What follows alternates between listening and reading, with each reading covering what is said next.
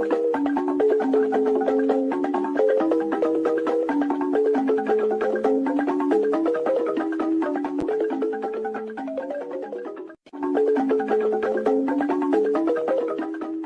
have no mercy for those that come to disrupt the restoration of this struggle. We don't negotiate with anyone.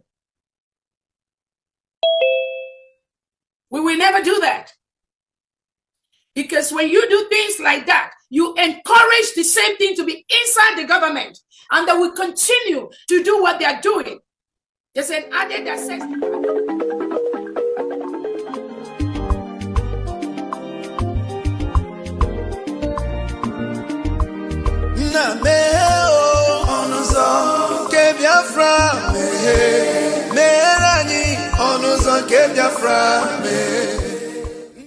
Welcome, fellow Biafrans, lovers of freedom across the world. I welcome you to this amazing platform. Thank you so much for joining me on today's program, and I wish you a very happy new year. Finally, we are now in the year 2025, and as we proceed in the year 2025, we must not forget that we have a lot of responsibilities. Our responsibility in this platform is to give you information and make sure that you have an update on what is going on in Biafra land, more especially things that has to do with the restoration of independent state of Biafra. Today, I am going to share with you a very important video. Please pay attention to this video. In all the information that we see here, you are going to see that they have started again a new deceit to distract us from the restoration of independent state of Biafra. We must not be distracted. It is either Biafra or nothing. Mazi Nnamdi Kanu said it to us, and he has not changed his mind. If anybody tries to insinuate that Mazi Nnamdi Kanu have changed, that is a lie. Watch this video from beginning to the end. You will understand that the enemies will never give up. And those of us who are focusing on the restoration of Biafra, we must not give up. Do not get distracted, regardless what you hear or what you see. Always remember that it is Biafran first. All eyes must be on the rising sun. Every eye must be on the rising sun. Do not allow yourself to be carried away with things that are happening around you. The restoration of independent state of Biafra is one thing that we must focus on. We have the United States of Biafra now. Let's watch. All right, thank you very much. It's quite interesting to know that among the panelists, I have two people that come from the same state, like me, you know, and we actually happen to come from the same zone, Abia North. I am represented in the House of Representatives by Ibe Okwara Songwa. I actually come from Arochukwu Ohafia Federal Constituency.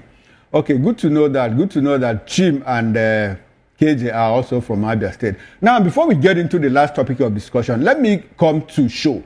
Show, can you help us understand why Afenifere is kicking, despite the proposal for 7 new states for the Southwest? Do you have any explanation for that? No, I don't. Just off the cuff comment now. Okay, I think they're just a group of sensible men and women who just don't see the need for this. Because, think about it. It doesn't take a rocket scientist to know that this is not going to solve our problem. Afenifere is a group that wants to see Nigeria work. You know, if they can get Yoruba nation, they'll be happy. But while we're one Nigeria, they want to see it work. So any sensible group would kick against this. Arewa, I'm happy that they're kicking again. Mr. Okoro, think about it. Who in their right minds would support this move? Who, apart from the politicians who are going to benefit? It's not going to benefit us in any way. You're just going to create more chaos. Ibadan State will be created now. So we'll have one governor in Ibadan, one in the old Oyo. How's that going to solve the problem? Is food going to be cheaper? Very soon now, they will now say, okay, the airport is in Ibadan. So they want to build another airport that's going to belong to Oyo because the one in Ibadan will remain with Ibadan. So it's just going to be money just being frittered away. So I'm quite happy that they're against it. I can look into it and see if there are exact reasons they've given apart from what I've said. But anybody with the slightest common sense would tell you that we don't need this at this current time in Nigeria. And I don't think, so we would have more states than the United States of America. Is there anything wrong in that? There are more people in the US than in Nigeria. Their budget compared to ours is not even night and day. I don't know what to compare it to. So what exactly? But we also understand that Kogi State is larger than the size of Western Europe.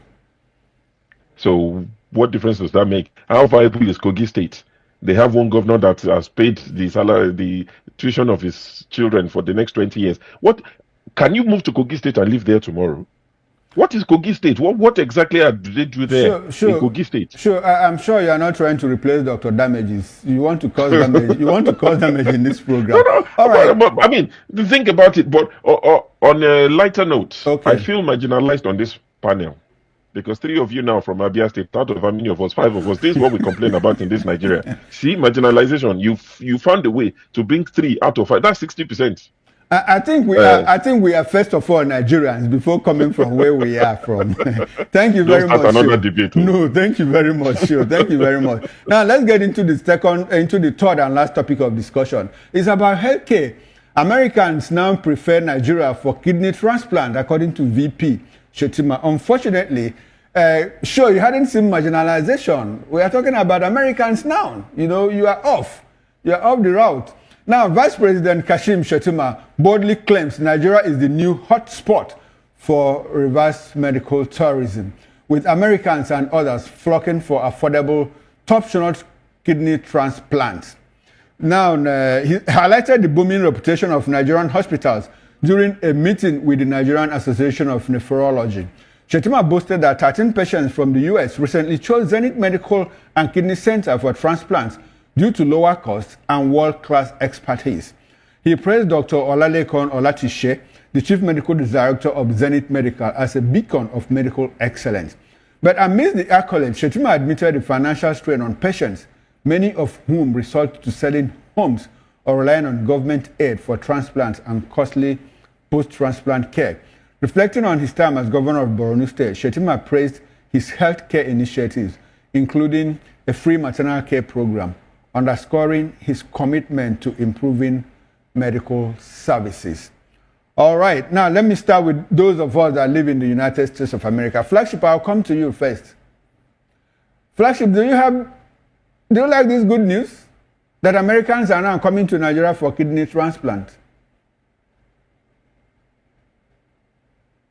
False. You come to such conclusion with the so-called quote-unquote 13 people from the U.S. Now, let me put it this way in perspective. You know, to get transplants in the U.S., it's not a day's job. You don't just, you're diagnosed today as having kidney failure, and then tomorrow they get you another one. It takes a long process. And of course, the availability of kidneys for your replacement is not that easy to get anywhere in the U.S. So you could be on the wait list for years and still not get it, and you just be under dialysis. So it could be that 13 people found out that getting access to kidneys is easier, quicker, and cheaper in Nigeria. Of course, you and I know what is going on in the country. The myriad of news that we're hearing every day of organ harvesting from kidnapped victims and so on and so forth. Could that be the reason why these 13 individuals found their way to Nigeria? Because it's easy to get and it's cheaper when you put the price tag, the naira versus the dollar. And I mean, it's preposterous to think that that's an achievement in the Nigerian healthcare sector. How many Nigerians are there that are able to afford this? Do we know the number of Nigerians that are waiting on kidney transplants? Have they been able to successfully get one? Can they even afford it? The list is long. So I think this is just a made-up story that they use as one of their talking points in this little meeting that the vice president had with the Association of Nephrologists in Nigeria. There is no way it is done. Actually, it makes me cry when I hear that and think about it, because he didn't say that Nigerians can now get kidney transplant at this medical facility in Nigeria. It is open to all Nigerians. They can afford it. It is easily accessible. He's talking about 13 Americans that came to Nigeria who can afford it, and I found out that it's easier and quicker to get. And in Nigeria, you can talk 1 or 2 people easily out of their kidneys, you know, or talk out their kidneys out of them. So it's not an achievement. It's not any news anywhere. Nigeria, as of today, from the generally in the nation as a whole, that is very, very alarming. 200 plus million people to 6,000 consultants. And every day as we speak, our healthcare professionals, from the doctors to surgeons, nurses, even to caregivers, are all eloping out of Nigeria by the day.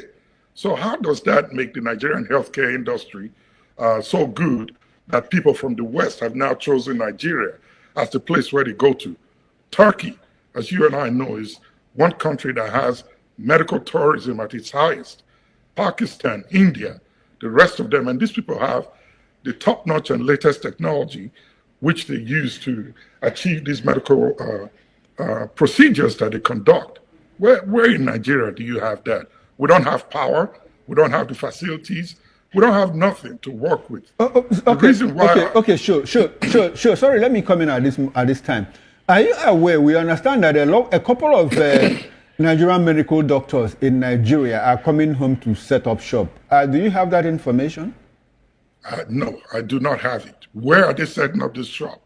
Lagos, Abuja, state capitals, and all of that. Where is the facility that they are setting up this shop in? Dr. Olatishe of the Zenith Medical Lab just came back, and he came back from United States. Medical Lab. Did you hear the name? No, sorry. I'll take that again. I'll take that again. It says it's Zenith Medical. Olaleko Olatishe, the chief medical director of Zenith Medical. I think he came back from United States. Yeah, yes, what I said. Okay, let me give it to him, even if I have to. That's okay. One man. Maybe he has put, and it's not himself alone. It's a committee of doctors and friends that are going back on to say, let's start a clinic somewhere. Okay. I challenge you, Mr. Okoro, to go there and take a tour of that facility, and you tell me in the next show what you see. And if this really is something that the vice president brings out to the whole nation to say it's now attracting everybody from the globe to come to Nigeria for medical treatment. Okay. It's not true. That's false information. All right. Thanks very much, Flagship. At this moment, I'd like to have your concluding thoughts on all that we talked about quickly, because we are gradually coasting home to the end of the show. So here's what I want to say. There's the latest news I heard Thursday from one of your news stations that the Nigerian government is now considering putting tolls on the federal highways or many of the roads in Nigeria. Roads. This is in my the least word to say, for lack of a better one, is mean and it's wicked. You and I know of the reported cases of many deaths and accidents on Nigerian roads that are not good. They are not pliable, but the government is thinking about putting tolls on them, and they want to spend 15 trillion to connect Lagos to Calabar, when that money should have been put on the major roads to fix them and make them motorable for the people. They have not fixed the problem of why we're having accidents on the road, and they want to toll the roads for the people. Nigerians should push back on this vehemently. It is not needed. It's not right at this moment. So Nigerians need to push back on this plot of the government to begin to put tolls on the highways that are not motorable and safe for use. All right, thank you very much, KJ. Now, let me bring in, thanks very much, Flagship. Let me bring in KJ. KJ, I've been meaning to ask this question. This issue of hospitals not being allowed to treat gunshot victims, how does it work in Maryland? I want Nigerians to know. How does it work in Maryland? Despite the fact that in Nigeria here, the police has said severally, if you have a gunshot victim, treat the person first and later ask for police report. But hospitals don't seem to heed that call, that order by the police. How does it work out in Maryland? What works in Maryland is that life is sacrosanct. The first thing that they want to do is secure your life. It does not matter whether you are the shooter or you are the shot. It does not matter whether, I've not had any issue of armed robbery in Maryland, but it does not matter whether you are involved in armed robbery or you are. No. They first of all want to stabilize your life. In fact, let me tell you, a friend was saying something about... KJ, sorry, hold on to your line of thought. You just said something now that is instructive. I'd like for you to repeat. You say you have not had any case of armed robbery in Maryland? No, I've not. Since you went to Maryland, since you started living in Maryland? Yes, I've not, and I'm being honest here. I've not heard that it's a certain group went somewhere to go and rob. I mean, how do you even do that? Because people have guns in their houses. Are you the only one carrying gun? Go and try and see now. In fact, there are certain houses that you see trespassers will be shot. It's put clearly for you, so you don't even need to say you didn't see it. They put it around their house. No trespassing, and they put the second one, trespassers will be shot. So you don't even venture to trespass around their house, whether it's a mistake or something. So now, but what happens in what I know that happens here? There was a story you wanted to tell about a friend. Yes. Okay, I've lost that. I'm sorry about that. I'm sorry. Just go ahead. So, but here's what happened. The first of all, okay, a friend was involved in an accident. Okay. Which was a big deal. It was his fault. Okay. And the other person was severely hurt, and he himself was severely hurt, very severely hurt. I mean, the question of if he was in Nigeria, he probably would have lost his life. But as soon as the ambulance got there, they stabilized him. They took him to the hospital. While he was undergoing all the necessary treatments, he survived it. They brought him back, left him taken out of the intensive care to the normal wards. And when he got there, he said, to his surprise, the police was waiting there, for him. And when he got there, they greeted him and told him that he was saying he's sorry. He said, no, it's okay. We know you didn't, it's accident and all that. Well, here is your bill. They put it by his bedside there, They put the bill by his bedside, whatever it has caused them to do to that point, the ambulance and every bill was kept for him there.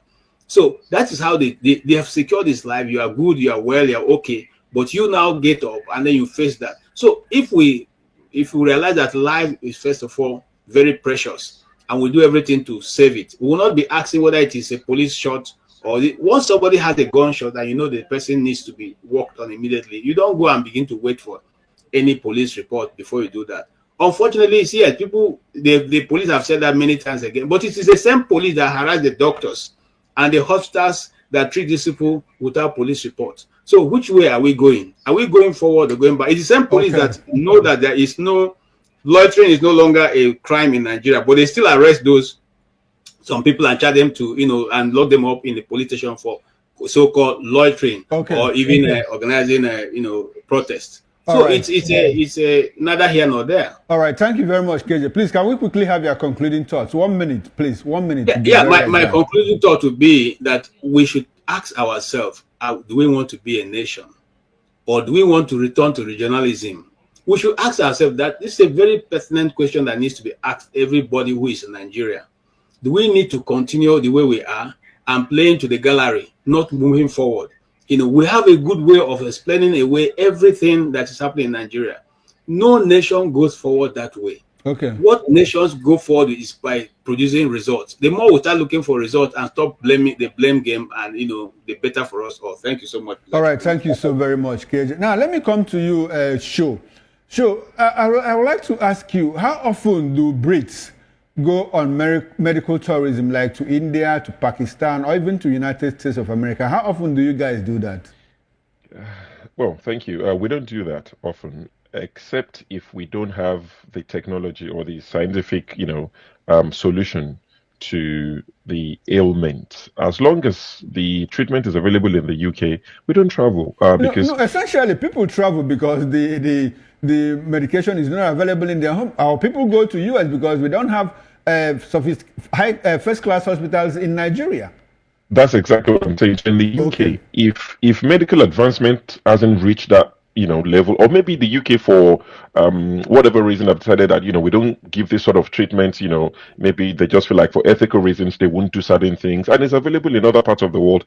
People travel for that reason. But when it comes to anything that is available in the UK, unlike the US where things they're putting bills by their side, we don't pay in the UK. UK is even slightly better in that sense that if it's kidney transplant, I think on the average in a year in the UK they do about 2,500 kidney transplants. If you have anything like that in the UK, they treat you on your way out.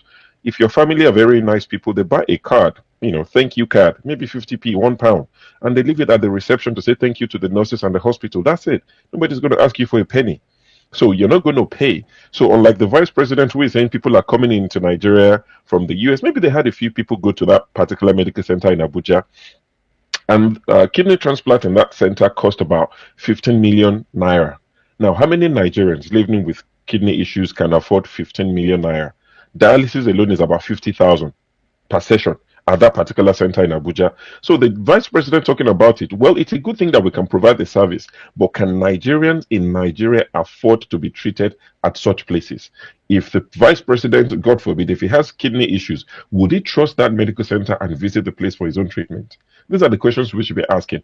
And, it's good that we're getting Forex coming into Nigeria through medical tourism. So I welcome that development. I just wish they would have something in place for Nigerians living in Nigeria so that they won't just die unnecessarily when they have kidney issues. All right, then. Sure. Can we have your concluding thoughts in 1 minute? So 2 things. It wouldn't even be 1 minute. Just 2 things. I'm pleading to the president again. It looks like at the end of every session, I'm pleading with him. All this traveling, junketing around, can we please reduce it? We don't have the money to be traveling around the world. So stay at home, fix the problems you promised us that you can fix. And secondly, Mr. Benjamin Kalu and his friends, we do not need 31 states. Let us make the current ones viable, and people will stop complaining. Thank you. Sure. I'm sure you didn't hear the Minister of Foreign Affairs, Yusuf Tugar, say that Nigeria has a lot of money that prison can. Thank you so much for watching the program. I appreciate you for your patience to watch from beginning to end. I hope you have learned a lot from this very program that I just played, this video. Please like and share the video. Share to all platforms. After sharing the video, now you can go to the comment section and put down your comments. Whatever suggestions, contributions you have to make, what do you think about the video I just played? Go to the comment section and put your comment. I will go through the comment section, and I bet you I am learning a lot from there, and you can equally learn from there. Let us share our experience on that comment section. Thank you so much, and stay blessed. Don't forget to share, and we continue to bless you as you share. Biafra government, peace, progress, unity, and equity. We move.